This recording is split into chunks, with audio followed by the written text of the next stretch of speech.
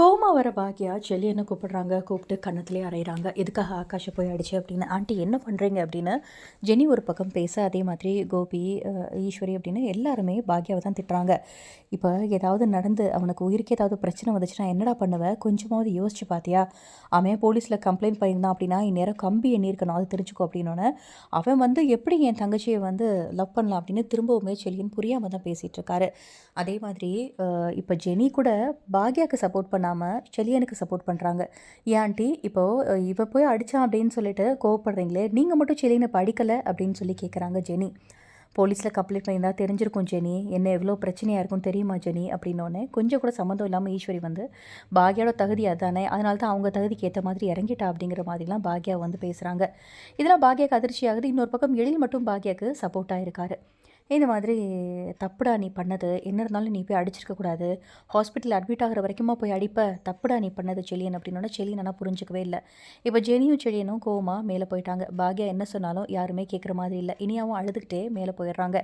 இப்போ கோபியாக இருக்கட்டும், ஈஸ்வரியாக இருக்கட்டும், செல்லியன் பண்ணது ரொம்பவே சரி அப்படிங்கிற மாதிரி தான் பேசுகிறாங்க. பாக்யா ரொம்பவே உடைச்சி போகிறாங்க. இனியா ரொம்ப அப்செட்டாக இருக்காமா, நீ போய் பேசுமா அப்படின்னு சொல்லிட்டு சொல்கிறாங்க எழில் பாக்யாவை. பாக்யா வந்து மாடிக்கு போயிட்டு ரொம்ப ஆறுதலாக பேசுகிறாங்க. எல்லாம் சரியாயிடும் இனியா, நீ எதுவும் கவலைப்படாத அப்படின்னு சொல்லி. அடுத்ததான் என்ன நடக்குது அப்படின்னா, இப்போ எழில் வந்து ஹாஸ்பிட்டல் அட்மிட் ஆகிருக்க ஆகாஷை போயிட்டு பார்க்க போகிறாரு.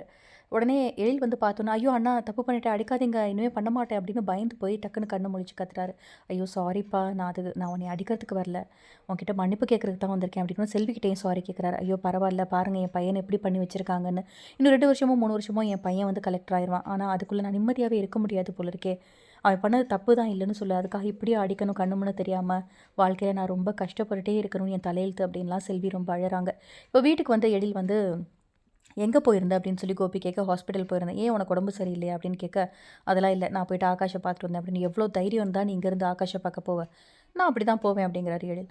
இந்த வீட்டிலேருந்து யாரும் அங்கே போகக்கூடாது, அங்கேருந்து யாரும் இங்கே வரக்கூடாது அப்படின்னு சொல்லி ஒரு பக்கம் சத்தம் போட, கோபி வந்து சொல்கிறாரு, இனியா விஷயத்தில் இனிமேல் நான் பார்த்துக்கிறேன், யாரும் எதுவும் தலையிட வேணாம் அப்படின்னு சொல்ல, அதை நான் பார்த்துக்கிறேன் அப்படின்னு பாக்யா சொல்ல, ஈஸ்வரி சொல்கிறாங்க, பாக்யா நீ ரொம்ப ஆடாத அப்படின்னு. ஆஸ் யூஷுவல் வந்து ஈஸ்வரி ஒரு பக்கம் கத்த, இனியா அழுகிறாங்க. என்னால் தான் எல்லா பிரச்சனையும், இனிமேல் வந்து என்னால் எந்த ஒரு பிரச்சனையும் வந்துடாது, நான் பண்ண தப்பு தான், எல்லோரும் என்னை மன்னிச்சிருங்க, அதுக்காக போய் அடிக்காதீங்க, என்ன வேணால் அடிங்க அப்படின்னு சொல்லிட்டு இனியா ஒரு பக்கம் வந்து ரொம்பவே கஷ்டப்பட்டு அழுதுட்ருக்காங்க. இப்போது என்ன பண்ணுறதுன்னு தெரியாமல் ஒரு பக்கம் பாக்யா அப்படியே முழிச்சிட்டே நிற்கிறாங்க. அப்கமிங்கில் என்ன நடக்க போகுது? ஸோ வந்து இனிமேல் பாக்யா என்ன முடிவெடுக்க போகிறாங்க? கண்டிப்பாக கோபியை வீட்டை விட்டு வெளியே போக சொல்லுவாங்க. அதெல்லாம் தான் நடக்க போகுது. வெயிட் பண்ணி பார்க்கலாம். இந்த வீடியோ பிடிச்சிருந்தால் லைக் பண்ணுங்கள்.